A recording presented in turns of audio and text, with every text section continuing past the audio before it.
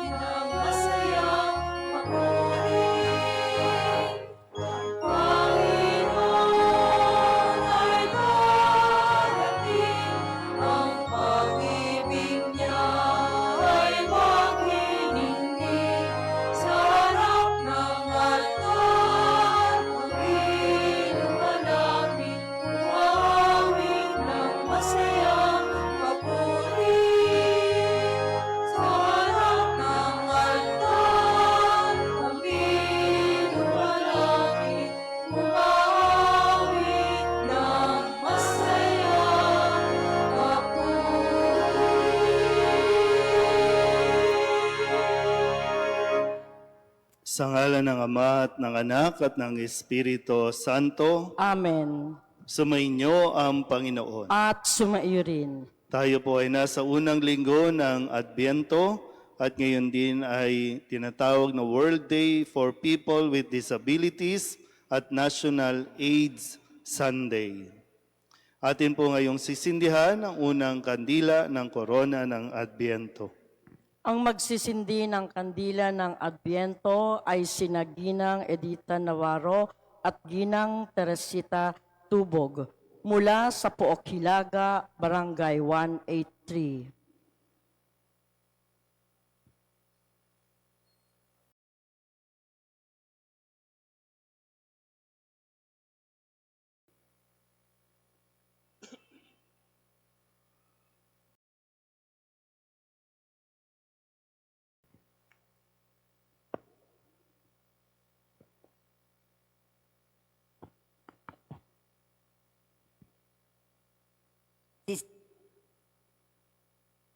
Dakilang Ama, sa pagsimula ng aming paglalakbay, ngayon ang panahon, sinisindihan namin ito kandila sa pag-asa, kalooban kami ng sigas at maasa sa iyong pasensya, maasa sa iyong kaya.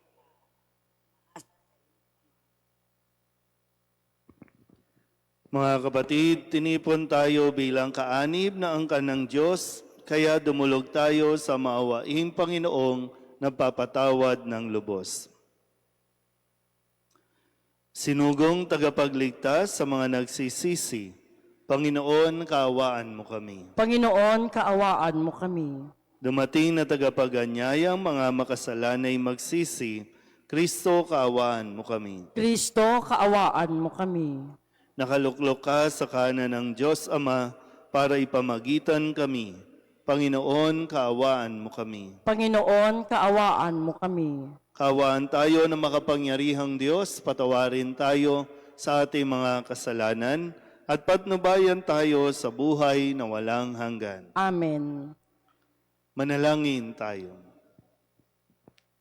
Ama naming makapangyarihan, bigyan mo kami ng paninindigang tumahak sa landas ng kabutihan.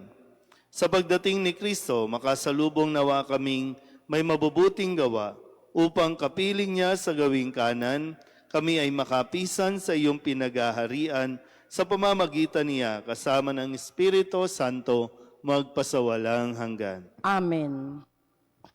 Hindi lamang pagbabalik sa kaluwalhatian ni Haring David ang layon ng pagdating ng Mesiyas. Hudyat din ito ng pag-iral ng katwiran ng Panginoon.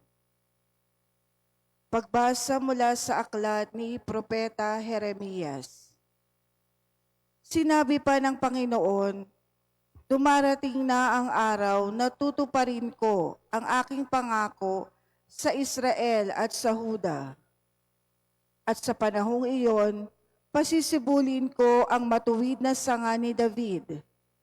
Paiiralin niya ang katarungan at ang katwiran sa buong lupain. Sa mga araw ring iyon, maliligtas ang mga taga-Huda at mapayapang mamumuhay ang mga taga-Jerusalem. At sila'y tatawagin sa pangalang ito, ang Panginoon, ang ating katwiran. Ang salita ng Diyos. Salamat sa Diyos. Sa iyo ako'y tumatawag, poong Diyos na nagliligtas. Sa iyo ako'y tumatawag, poong Diyos na nagliligtas. Ang kalooban mo'y ituro, O Diyos, ituro mo sana sa aba mong lingkod. Ayon sa matuwid, ako ay turuan, ituro mo poon ang katotohanan, tagapagligtas ko na inaasahan. Sa iyo ako'y tumatawag, poong Diyos na nagliligtas. Mabuti ang poon at makatarungan sa mga salari, guro at patnubay. Sa mababang loob siya yaong gabay at nagtuturo ng kanyang kalooban. Sa iyo ako'y tumatawag, poong Diyos na nagliligtas. Tapat ang pag-ibig, siyang umaakay, sa tumatalima, sa utos at tipan. Sa tumatalima, siya'y kaibigan at tagapagturo ng tipan niyang banal. Sa iyo ako'y tumatawag, poong Diyos na nagliligtas. Itinuturo ni San Pablo ang tamang paraan ng paghahanda sa pagdating ng Panginoon, ang mabuhay ng matuwid at may malasakit sa kapwa. Pagbasa mula sa unang sulat ni Apostol San Pablo sa mga taga-Tesalonica. Mga kapatid, paluguin nawa at pag-alabi ng Panginoon ang inyong pag-ibig sa isa't isa at sa lahat ng tao, tulad ng pag-ibig namin sa inyo. Kung ito ang mangyayari, palalakasin namin ang inyong loob. Sa gayon, kayo'y mananatiling banal at walang kapintasan sa harapan ng ating Diyos at Ama hanggang sa muling pagdating ng ating Panginoong Hesus kasama ang mga hinirang niya. Isa pang bagay ang ipinapayo namin sa inyo sa pangalan ng Panginoong Hesus. Sana'y lalo pang pagbutihin ninyo ang pamumuhay ninyo ngayon. Pamumuhay na ayon sa inyong natutuhan sa amin, upang kayo'y maging kalugod-lugod sa Diyos. Batid namin ninyo ang mga aral na ibinigay namin sa inyo, buhat sa Panginoong Hesus. Ang salita ng Diyos. Salamat sa Diyos. Magsitayo na po ang lahat.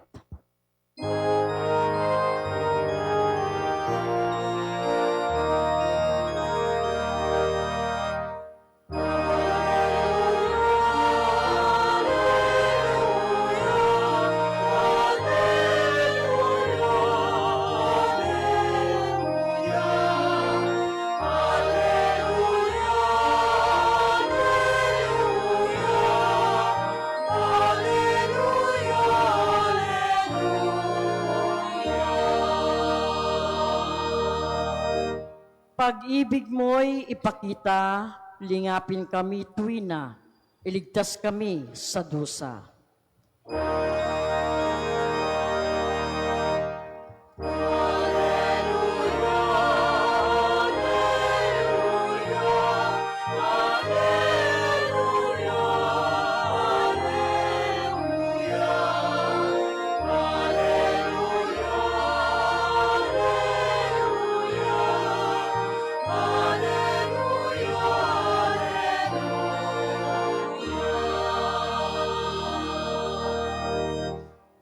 Sumainyo ang Panginoon. At sumaiyo rin. Ang mabuting balita ng Panginoon ayon kay San Lucas. Papuri sa iyo, Panginoon. Noong panahong iyon, sinabi ni Jesus sa kanyang mga alagad, magkakaroon ng mga tanda sa araw, sa buwan at sa mga bituin. Sa lupa, ang mga bansa ay masisindak at malilito dahil sa ugong at mga daluyong ng dagat. Ang mga tao'y hihimatayin sa takot dahil sa pag-iisip sa mga sakunang darating sa sanlibutan. Sapagkat mayayanig at mawawala sa kani-kanilang landas ang mga planeta at iba pang katulad nito na nasa kalawakan. Sa panahong iyon, ang anak ng tao'y makikita nilang dumarating na nasa alapaap. May dakilang kapangyarihan at malaking karangalan. Kapag nagsimula ng mangyari ang mga bagay na ito, magalak kayo sapagkat malapit na ang pagliligtas sa inyo. Mag-ingat kayo na huwag magumon sa katakawan at paglalasing at mabuhos ang inyong isip sa mga intindihin sa buhay na ito. Baka abutan kayo ng araw na yaon na hindi handa. Sapagkat darating iyon ng di inaasahan ng tao sa buong daigdig. Kaya't maging handa kayo sa lahat ng oras. Lagi ninyong idalangin na magkaroon kayo ng lakas upang makaligtas sa lahat ng mangyayaring ito at makaharap sa anak ng tao. Ang mabuting balita ng Panginoon. Pinupuri ka namin, Panginoong Heso Kristo.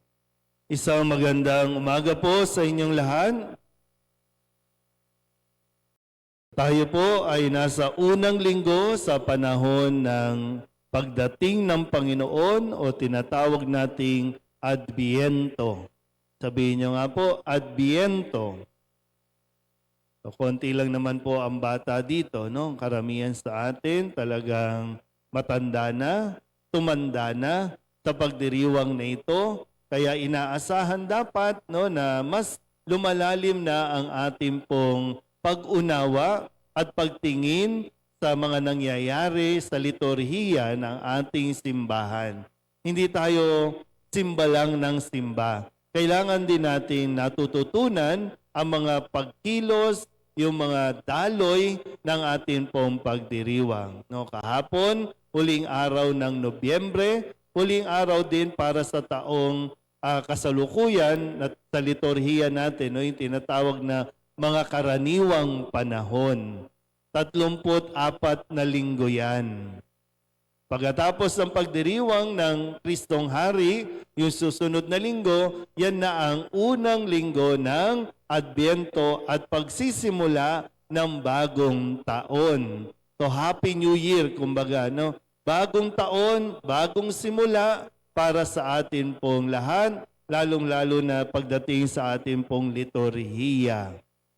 Kaya ngayon din, ang isang makikita po ninyo na pagbabago sa ating liturhiya ay yung pagsisindi ng mga kandila sa korona ng Adbyento o tinatawag natin na Advent Wreath. Ngayon kasi, no, parang may gumagawa pa ba ng Advent Wreath sa inyo? Dati kasi, di ba, pag sa mga eskwelahan, yung pagpasok ng December, kasi malapit lang yung maikli lang yung panahon, no? Christmas party na ng December 15 o 16, kaya yung mga estudyante, ang mga project niyan ay Advent Wreath. Diba yung bilog? Tapos lalagyan mo ng kandila. At pagtapos ng klase, iuwi ng mga estudyante para gawing decoration din sa bahay. Kaya lang, yun nga, ngayon medyo nawawala na yan. Hindi na natin binibigyan ng pansin. Kasi ang Advent Wreath o korona ng Adbyento, yan ay tutulong sa atin sa ating pong paglalakbay. Sa kung ano ang mga dapat na gawin, dapat nihanda para po sa hinihintay natin. Kaya nga 4 na kandila, tumisimbolo sa 4 na linggo.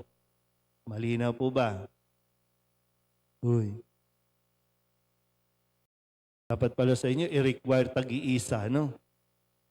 Pero maganda rin kasi po na natututunan natin ito para na ituturo nyo din sa inyong mga anak o sa inyong mga apo kung bakit may ganyan. Kasi pag dinala nyo sa simbahan, ano yan? So dapat alam nyo rin kahit papaano sagutin.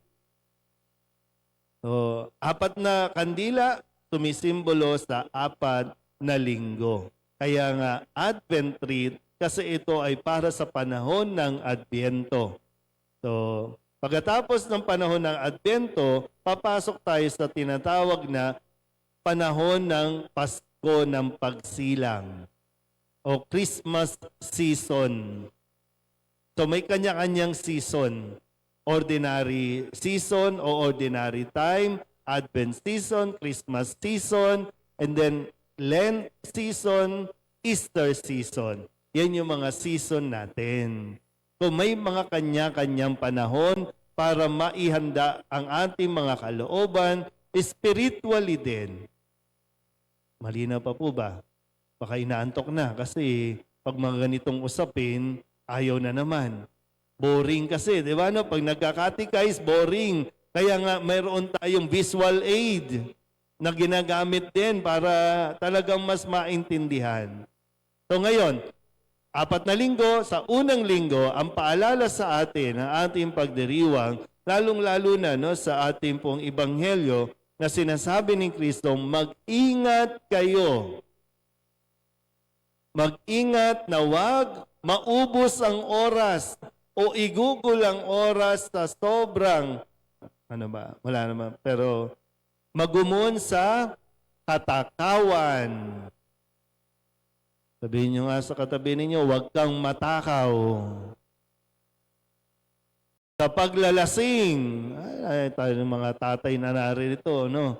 Ngayon pa lang naghahanda na ng kanilang, nag-i-stock na ng tanway, emperador, ano pa ba mga iniinom ninyo? Parang laging doon, no? Uy, December 1 na. O, malapit na. December 24. Saan tayo bibili? Kailangan na natin mag-stock kasi baka magkaubusan. Ganun yung isip ngayon eh. Tama ba? Eh sabi ni Kristo, huwag magugumon ang ating po mga sarili sa katakawan, sa paglalasing. Yung katakawan po, di ba di ba may tinatawag tayong takaw tingin? Di ba, no? Yung takaw tingin lang. Lalo na pagdating sa pagkain, yung kuha ka ng kuha, tapos hindi mo naman kakainin, hindi mo naman uubusin, yung takaw tingin yon. Pero hindi lang naman sa pagkain, tayo nagiging matakaw. Nagiging matakaw ang mga tao ngayon sa pamimili. Basta may makitang sale, basta makitang mayroong 50% off, bibili yan ng bibili. Akala mo naman bago. Alam niyo yung mga 50% sale. Yan yung mga hindi nabili last year. Kung kala nyo makakatakas kayo.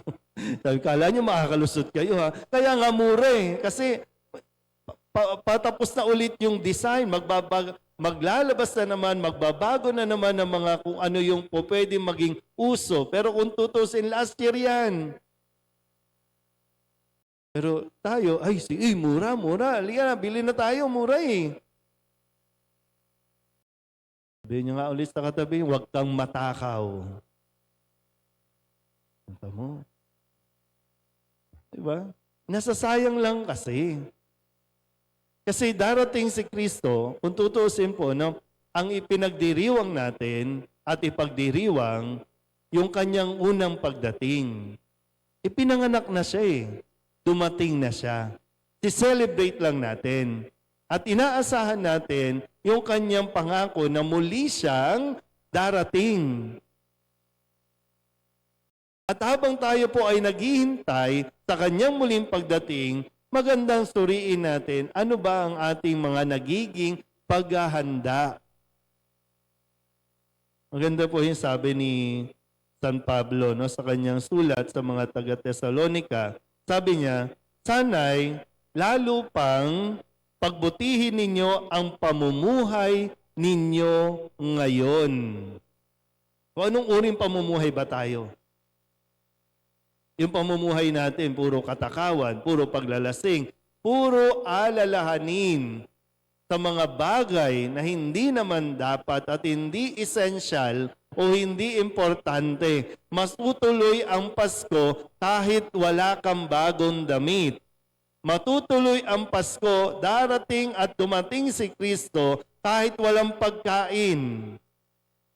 Kaya hindi mo kinakailangan mag-alala at mag-intindi ng mag-intindi at aabangan nyo sila mekos-mekos para makapangutang kayo. Kung wala, di wala. Kung anong mayroon, di yun. Problema lang natin kasi sinanay natin ang ating mga sarili, sinanay at sinasanay natin din ang mga bata ngayon na dapat mayroong bago. At ang mga bago, puro panlabas. Kasi yung ugali, luma pa rin. Kaya kahit anong bago ang isalpak natin sa ating mga katawan, kung hindi babaguhin ang ugali, walang pagbabagong mangyayari. Yung pagdiriwang natin, wala. Pang-picture lang yan, pang-post lang yan. Pero yung reality, wala. Watak-watak. Kanya-kanya. Pang-post lang, may post lang. Kaya ito po, nawa sa pagdalo natin, 4 na linggo, tayong magsasama-samang maghahanda. Na sana nga, dumating na siya. Kung hindi man, okay lang. Maghahanda tayo ulit. Ganun naman po, Aasamin natin na dumating na si Kristo. Pero hindi siya darating para magbigay ng problema sa atin. Kaya wag nating ipaparamdam na para bang naku naman, magpapasko na naman, saan kaya tayo kukuha ng pambili? Saan kaya tayo, paano ba ito? Parang, di ba yung disposition, parang problema ang pagdating ng Panginoon. Ang pagdating ng Panginoon ang solusyon sa lahat ng ating mga paghihirap. Kaya nga sabi dito, di ba? Makakaharap, sana asamin ninyo na makaharap natin ang anak ng tao sa kanyang pagdating. Suot kayo ng suot ng maganda siguro, Imbis na mga damit, yung t-shirt, polo, blouse, ang bilhin nyo na, isuot ninyo barong. Naintindihan ba yun? Yung barong. O kaya gown. Para pag dumating ang Diyos, pikit ka na lang. Okay. Ready na. Ikaw pa ang pumili, di ba? Ikaw pa ang pumili. Kasi kadalasan yung patay, di ba? Ang pumipili yung mga, di ba? Ihanda mo din. Kaya nga, pinaghahanda tayo. Tapos ayaw mo naman. At least ikaw pa mismo. Ihanda mo na rin yung makeup. Ito yung dapat.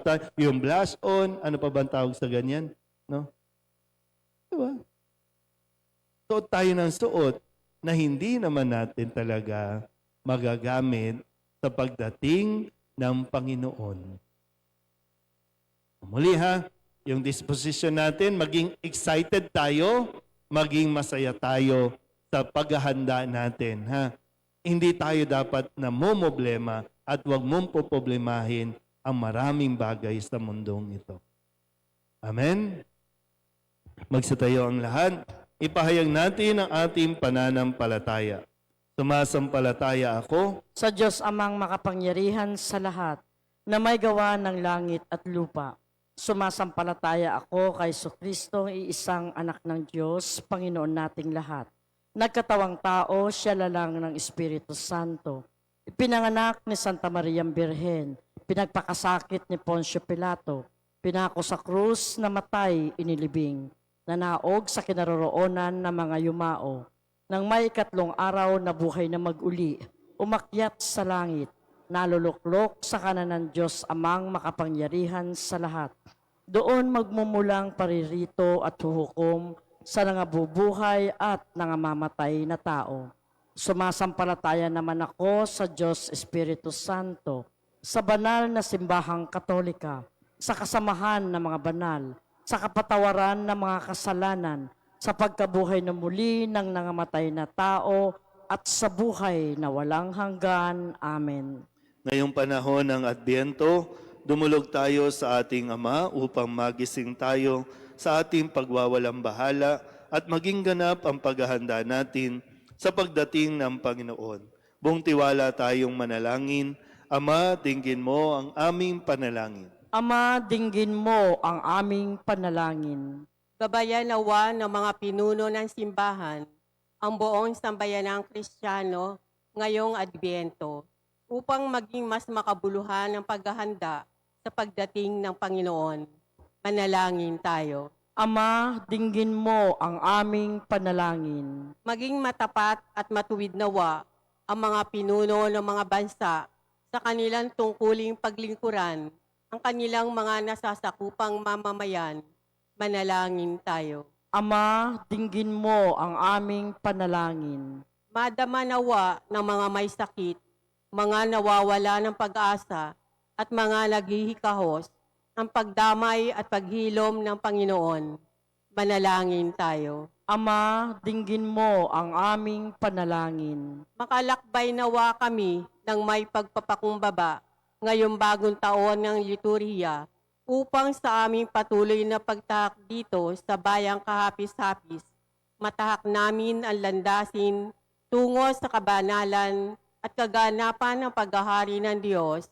Manalangin tayo. Ama, dinggin mo ang aming panalangin. Maging masaya nawa sa piling mo ang mga kapatid naming namayapa at magkamit nawa sila ng kapatawaran ng kanilang mga kasalanan. Manalangin tayo. Ama, dinggin mo ang aming panalangin. Sa ilang sandali ng katahimikan, itaas natin sa Diyos ang ating pansariling kahilingan. Gayon din, ang mga taong lubos na nangangailangan ng ating panalangin. Isama din natin ang mga kahilingan ng mga nanonood sa online. Manalangin tayo. Ama, dinggin mo ang aming panalangin. Ang lahat ng ito iniling namin sa ngalan ni Kristo, ang aming Panginoon. Amen.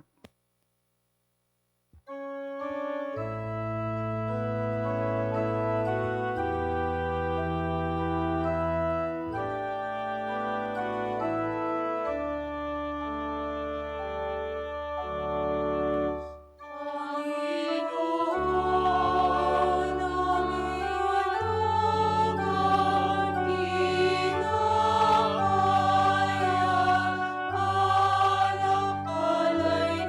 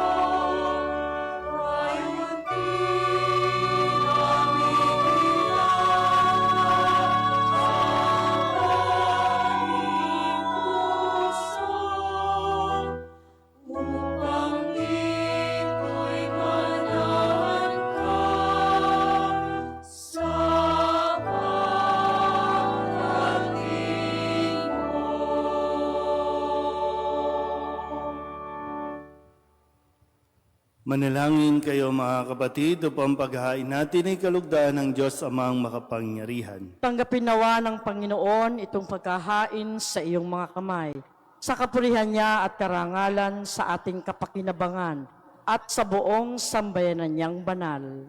Ama naming lumikha, tanggapin mo ang aming mga alay na ikaw rin ang nagbigay. Magdulot nawa ito ng gantimpalang kaligtasan na ngayon pa man ay amin ng ipinakikinabangan sa pamamagitan ni Jesucristo kasama ng Espiritu Santo magpasawalang hanggan. Amen. Sumainyo ang Panginoon. At sumaiyo rin. Itaas sa Diyos ang inyong puso at diwa. Itinaas na namin sa Panginoon. Pasalamatan natin ang Panginoong ating Diyos. Marapat na siya ay pasalamatan. Ama naming makapangyarihan, tunay nga marapat na ikaw ay aming pasalamatan. Sa pamamagitan ni Jesucristo na aming Panginoon, siya'y isinugo mo upang matupad ang iyong magandang balak para sa lahat. Hindi niya ikinahiyang mamuhay ng mahirap upang mapakisamahan niya kaming matapat. Siya'y naging hindi na iba sa amin upang maitampok niya kami sa iyong piling. Sa kanyang lantarang muling pagdating, ang pakikisama niya'y puspusang magniningning at ang pangako niyang kapanapanabing ay inaasahan naming lubos na makakamit. Kaya kaisa ng mga anghel na nagsisiawin ng papuri sa iyo, nang walang humpay sa kalangitan, kami nagbubunyi sa iyong kadakilaan.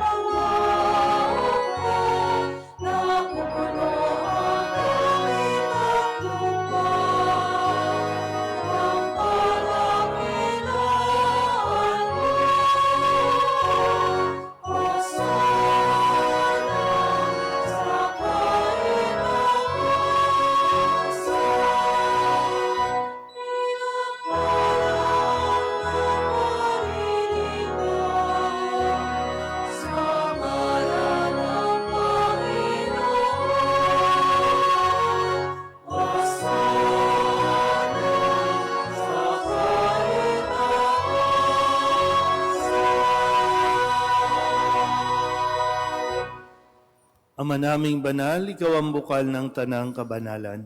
Kaya't sa pamamagitan ng iyong Espiritu, gawin mong banal ang kaloob na ito upang para sa aming maging katawan at dugo ng aming Panginoong Heso Kristo. Bago niya pinagtiis ang kusang loob na maging handog, hinawakan niya ang tinapay, pinasalamatan kaniya, pinaghati-hati niya iyon, iniabot sa kanyang mga alagad at sinabi, tanggapin ninyong lahat ito at kanin, ito ang aking katawan na ihahandog para sa inyo.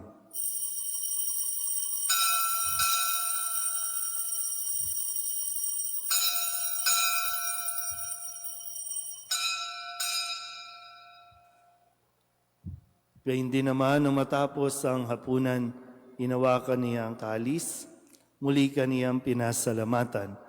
Iniabot niya ang kalis sa kanyang mga alagad at sinabi, tanggapin ninyong lahat ito at inumin. Ito ang kalis ng aking dugo, ng bago at wala hanggang tipan. Ang aking dugo na ibubuhos para sa inyo at para sa lahat sa kapagpapatawad ng mga kasalanan. Gawin ninyo ito sa pag-alaala sa akin.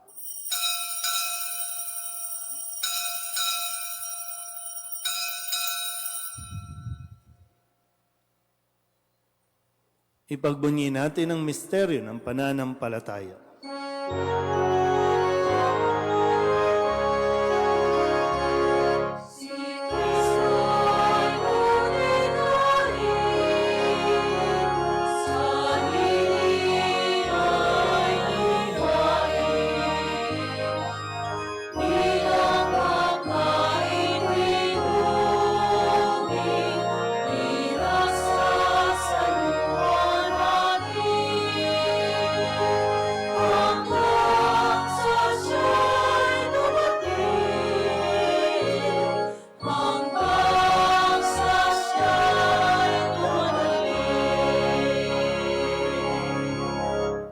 Ama, ginagawa namin ngayon ang pag-alaala sa pagkamatay at muling pagkabuhay ng iyong anak. Kaya tiniaalay namin sa iyo ang tinapay na nagbibigay buhay at ang kalis na nagkakaloob ng kaligtasan. Kami nagpapasalamat dahil kami iyong minarapat na tumayo sa harap mo para maglingkod sa iyo. Isinasamo namin kami magsasalo-salo sa katawan at dugo ni Kristo ay mabuklod sa pagkakaisa sa pamamagitan ng Espiritu Santo. Ama, linghapin mo ang iyong simbahang laganap sa buong daigdig. Puspusin mo kami sa pag-ibig kay San Francisco na aming Papa at ni Jose na aming Obispo at ng Tanang Kaparian. Alalahanin mo si Mercedes na tinawag mo mula sa daigdig na ito. Nung siya'y binyagan, siya'y nakaisa ni Kristo sa pagkamatay. Ngayong siya'y pumanaw, naway makaisa sa ni Kristo sa pagkabuhay. Alalahanin mo rin ang mga kapatid naming nahimlay na may pag-asang sila'y muling mabubuhay, gayon din ang lahat ng mga pumanaw. Kawaan mo sila at patuloyin sa iyong kaliwanagan. Kawaan mo at paginapating kaming lahat na makasalo sa iyong buhay na walang wakas. Kaysa ng mahal na Birhen Maria na Ina ng Diyos, ng kabiyak ng puso niyang sa San Jose, kaysa ng mga apostol at ng lahat ng mga banal na namuhay dito sa daigdig na kalugod-lugod sa iyo, may pagdiwang nawa namin ang papupuri sa ikararangal mo sa pamamagitan ng iyong anak na aming Panginoong Heso Kristo. Sa pamamagitan ni Kristo, kasama niya at sa Kanya, ang lahat ng parangal at papuri ay sa iyo, Diyos Amang makapangyarihan, kasama ng Espiritu Santo, magpasawalang hanggan.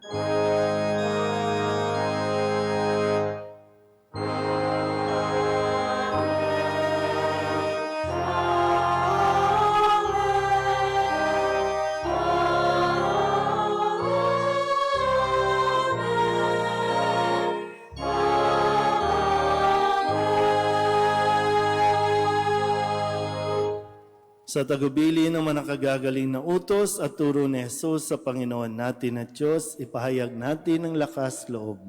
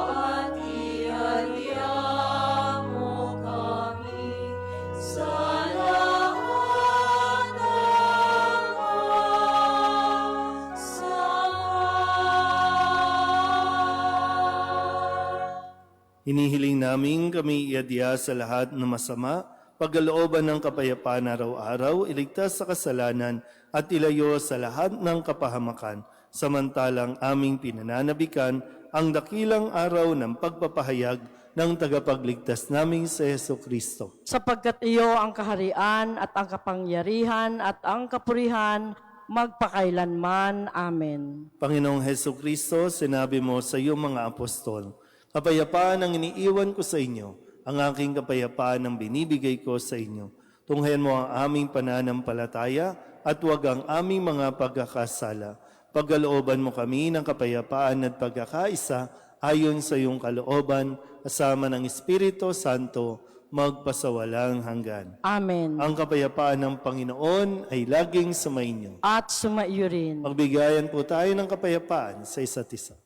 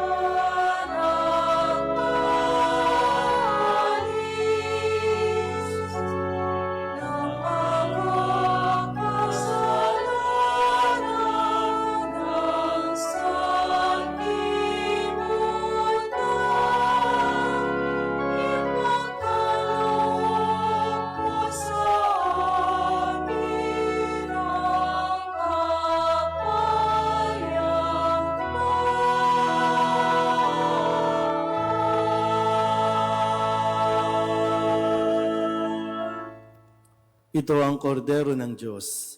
Ito ang nag-aalis ng kasalanan ng sanlibutan. Mapalad ang mga inaanyayahan sa kanyang piging. Panginoon, hindi ako karapat-dapat na magpatuloy sa iyo. Ngunit sa isang salita mo lamang ay gagaling na ako.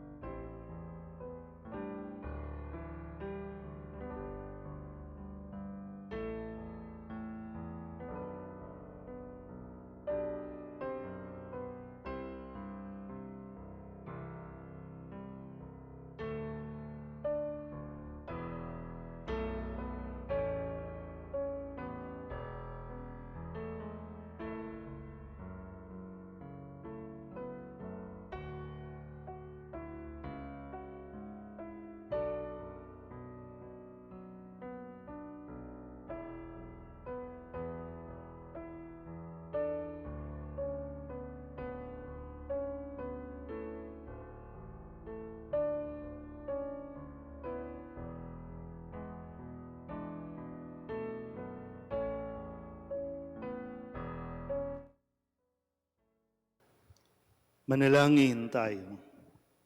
Ama naming mapagmahal, mapakinabangan nawa namin ang aming pinagsaluhan upang sa aming paglalakbay dito sa lupang papanaw, aming mapanaligan ang iyong pagpapalang pang magpakailanman sa pamamagitan ni Jesucristo, kasama ng Espiritu Santo, magpasawalang hanggan. Amen. Magsiupo po sumandali para sa ilang pabatid. Una, tayo po ay magkakaroon ng special second collection para sa mga ongoing renovation projects ng ating simbahan.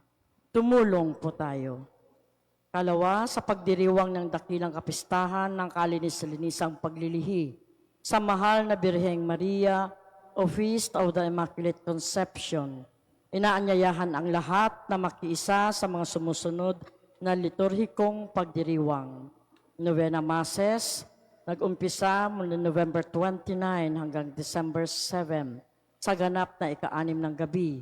Maliban tuwing araw na linggo, ang Novena Mass ay sa ganap na ika-3 ng hapon.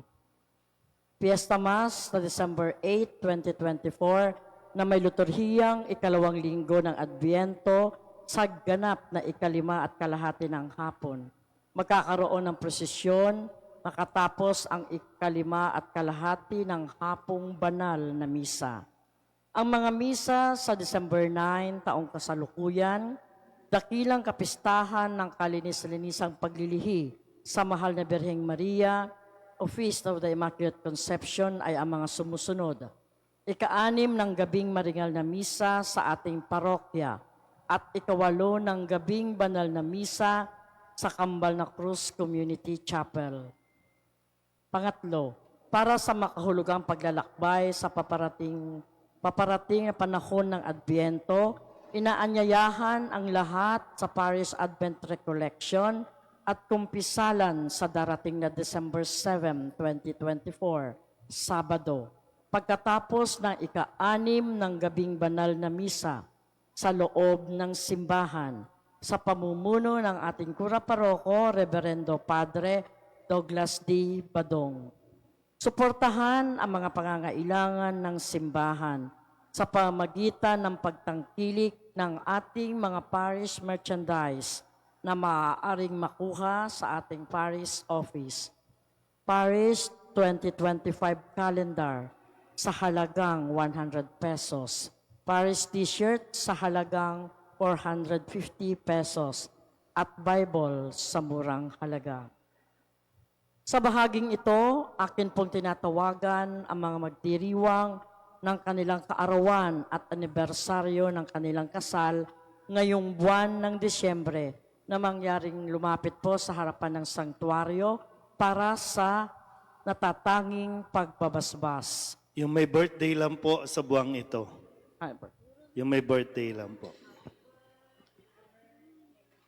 Yung anibersaryo ng kasal sa susunod na linggo. Paghandaan nyo, ha? Magpapapansit kayo, ha? Mga birthday o magbe-birthday sa buwang ito ng Disyembre. Panalangin ang pagbabasbas. Diyos ng sannilikha, nagpupuri at nagpapasalamat kami sa iyo para sa handog mong buhay. Dinggin mo ang panalangin ng aming mga kapatid na gumugunita ng kanilang kaarawan sa buwang ito at nagagalak sa mga handog mong buhay at pag-ibig, pamilya at kaibigan. Pagpalain mo sila sa pamamagitan ng iyong patuloy na pananahan sa kanila at kupkupin mo sila sa iyong pagmamahal upang matamasa nila ang darating na mga masayang taon. Lahat ng ito naway maging kalugod-lugod sa iyo. Hinihiling namin ito sa pamamagitan ng Kristong aming Panginoon. Amen. Happy birthday.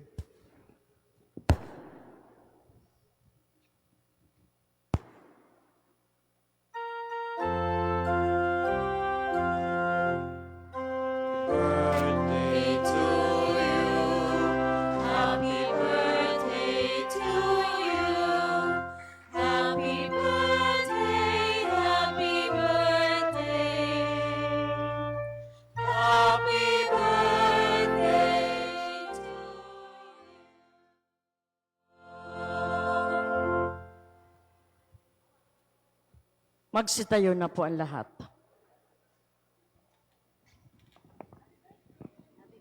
Muli po sa Sabado, pagkatapos ng 6 p.m., Advent Recollection po ng Paris. Sana po makadalo po kayo.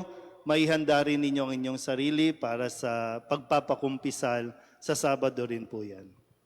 Sumainyo ang Panginoon At sumaiyo rin. at pagpalain kayo ng makapangyarihang Diyos, Ama at Anak, at Espiritu Santo. Amen. Tapos sa ang banal na misa, humayo tayo sa kapayapaan ni Kristo. Salamat sa Diyos. Magandang umaga po.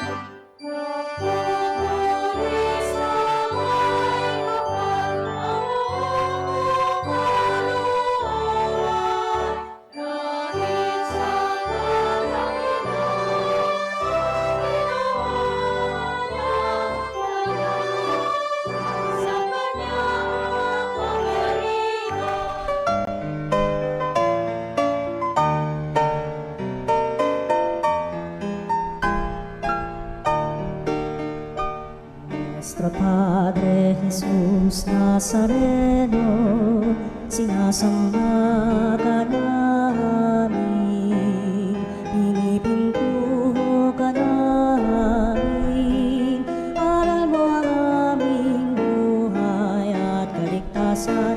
Nuestro Padre Jesus Nazareno, iligtas mo kami sa kamatayan, ang krus mong pinamatayan ay sagisag ng aming kaligtasan. Nuestro Padre Jesus Nazareno, dinarangal ka namin. Nuestro Padre Jesus Nazareno, inulwalhati ka namin. Nuestro Padre Jesus Nazareno, inarangal ka namin. Nuestro Padre Jesus Nazareno, inulwalhati ka namin.